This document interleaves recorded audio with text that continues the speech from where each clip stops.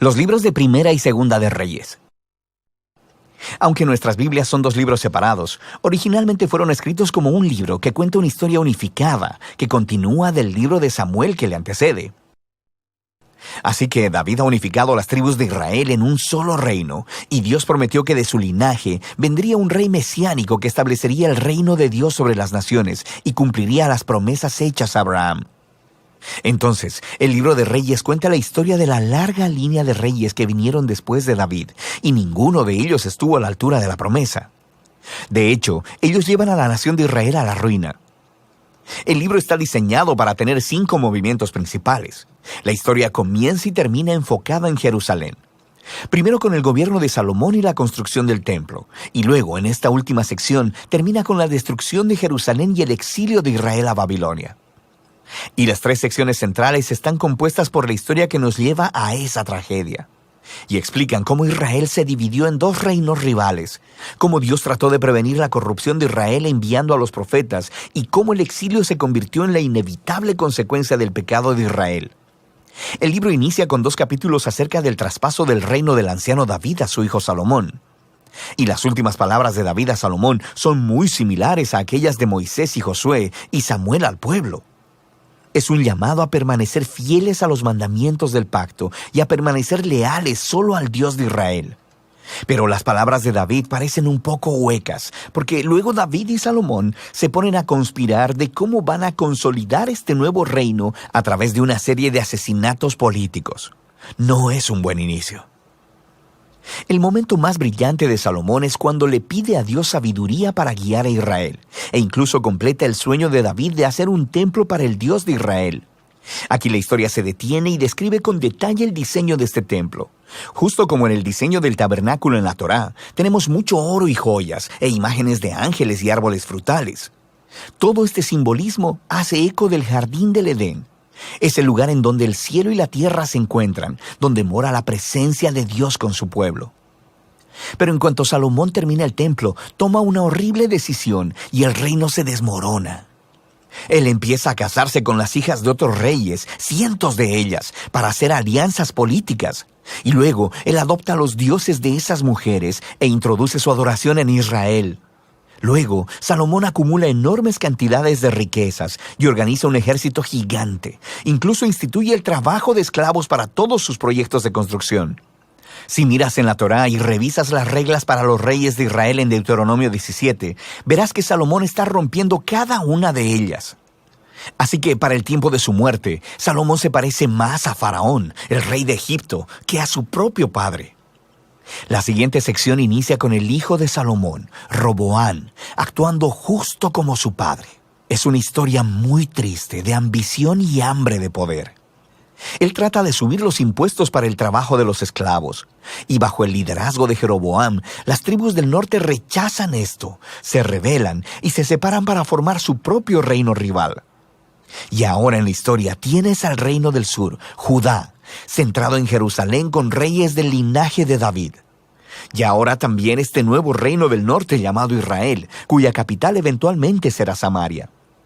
Además, Jeroboam construye 2 templos para competir con el templo de Salomón en el sur. Pone en cada uno un becerro de oro para representar al Dios de Israel.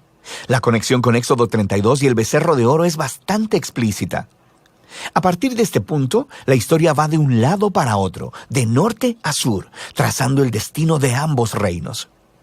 Cada reino tuvo alrededor de 20 reyes consecutivos, y conforme se nos presenta cada rey, el autor evalúa su reinado según algunos criterios. ¿Adoraban solo al Dios de Israel o promovían la adoración a otros dioses? ¿Lidiaron con la idolatría entre el pueblo y permanecieron fieles al pacto como David o se volvieron corruptos e injustos? Y de acuerdo a estos criterios, el autor no encuentra reyes buenos en el reino del norte. 0 de 20. Y luego, en el reino del sur, Judá, solo 8 de 20 obtienen una calificación positiva, lo que se conecta con otro gran propósito del libro, que es introducir el rol de los profetas, figuras clave en la historia de Israel. En la Biblia, los profetas no eran adivinos, sino que hablaban en nombre del Dios de Israel y desempeñaban el rol de guardianes del pacto, lo cual significa que condenaban la idolatría y la injusticia tanto de los reyes como del pueblo. Ellos le recordaban constantemente a Israel de su llamado de ser luz a las naciones, de que debían obedecer los mandamientos de la Torá. Así que los profetas retaban a Israel a que se arrepientan y que confíen en su Dios. En estas secciones centrales, para cada rey, Dios levanta profetas para pedirles cuentas. Los profetas más prominentes son los del norte. Elías y su discípulo Eliseo están justo ahí en el centro del libro. Elías era un profeta rústico, viviendo en el desierto, y su archienemigo era el rey del norte, Acab, y su esposa cananea Jezabel. Juntos habían instituido en Israel la adoración al dios cananeo, Baal. Así que en una famosa historia, Elías retó a 450 profetas de Baal a una contienda para ver cuál dios era el real. Así que ambos construyeron altares y oraron a sus dioses, pero solo el Dios de Israel respondió con fuego. Después de esto, Acab utiliza su poder real para asesinar a un agricultor israelita y robar el viñedo de su familia. Y Elías confronta una vez más la injusticia de Acab y anuncia la decadencia de su descendencia. Elías eventualmente pasa el manto de su liderazgo profético a un joven discípulo llamado Eliseo, quien pide 2 veces la autoridad de Elías. Y lo que es fascinante es que el autor, que ha contado 7 obras milagrosas de Elías, luego ofrece historias de 14 actos de poder de Eliseo. Ambos profetas fueron claramente hombres extraordinarios y jugaron el mismo rol: confrontar a los reyes de Israel por la idolatría y la injusticia. Y en último término, no tuvieron éxito en hacer que Israel se aparte de la apostasía. En la siguiente sección, el reino del norte es sacudido por una revolución sangrienta iniciada por un hombre llamado Jehú, quien destruye a la familia de Acab.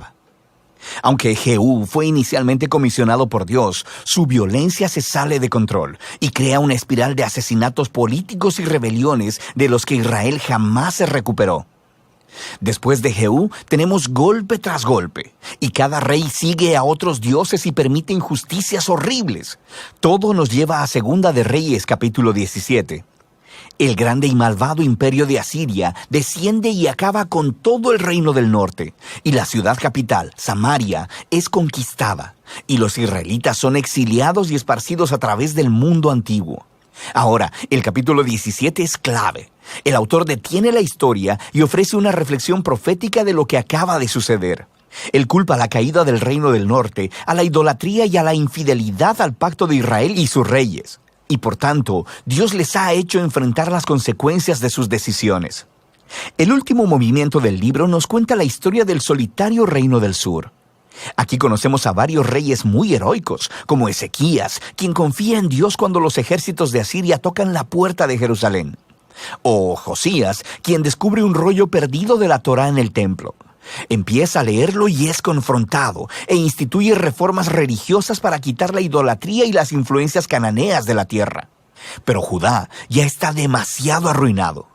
El rey que gobierna entre estos dos, Manasés, es por mucho el peor. Él no solo introduce la adoración de estatuas de ídolos en el templo de Jerusalén, también establece el sacrificio de niños. Así que Dios envía profetas para decirles que el tiempo se ha terminado. Israel ha alcanzado el punto sin retorno. Los últimos capítulos cuentan la historia del imperio babilónico, que viene a invadir Jerusalén, destruir el templo y llevar al pueblo y al linaje de David al exilio. Y así termina la historia, dejando que nos preguntemos: ¿ha terminado Dios con Israel? ¿Ha terminado con el linaje de David? Bueno, el párrafo final se proyecta alrededor de unos 40 años en el exilio y narra una historia muy extraña. Se trata de Joaquín, un descendiente de David, quien hubiera sido rey si hubiera estado en Jerusalén. Y el rey de Babilonia lo libera de la prisión y lo invita a comer en la mesa real por el resto de su vida, y ahí termina el libro. No es mucho, pero es una historia que da un rayo de esperanza en que Dios no ha abandonado al linaje de David. Ahora, la pregunta es, ¿cómo Dios cumplirá sus promesas a Abraham y a David? ¿Cómo bendecirá a las naciones y traerá el reino mesiánico? Y para responder a esas preguntas, debes leer la sabiduría de los libros proféticos. Pero por ahora, ese es el libro de Reyes.